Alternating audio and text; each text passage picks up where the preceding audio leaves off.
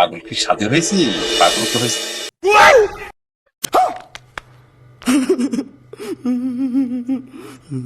তাইলে উপায়? উপায় আবার পেটের ভিতরে এসিড মেসিডে দাঁতের অবস্থা কি আল্লাহ জানে। মানে আপনার যদি ছোট করে গিয়ে থাকে গিয়ে চেক করবো, না গিয়ে অপেক্ষা করবো। তাহলে তো সমাধান হয়ে গেল।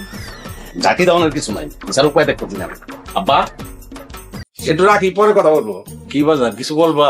না বা ওই বলতেছিলাম যে বাথরুমের কি অবস্থা? Bathroom clear? তাহলে সকালে গেছিলেন? এইটা কেমন কথা বললা বাবা? আমি যাবো কেন? আমার বৌমার জন্য আমি নর্মাল বাথরুম রে টাইলস মাইলস লাগাই আজকে ফক ফকা করে হালাইছি। বৌমা কি বাথরুমে যাইবো? নিয়ে যাও।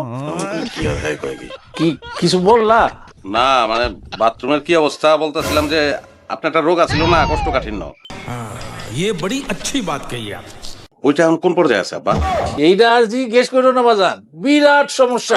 আগে তো মোটামুটি 3 দিন পর পর হইতো, এখন পুরা 4 দিন সময় লাগে। তুমি না বলছিলা কোন প্রফেসরের ওষুধ এনে আমার খাওয়াইবা? তাহলে 4 দিন না, ডাক্তার তো বলছে যে ওই স্কুল পরীক্ষা করানো লাগবো। আরে এটা কি এমনি সম্ভব? গতকালকে আমার ক্লিয়ার হয়েছে, আরো 3 দিন সময় লাগবে। তোমরা তো কালকে চলে যেতেছো না, তোমরা তো আসছো। এর মধ্যে বাথরুম হইলে আমি রাইখা দেবো। কি কোনো সমস্যা?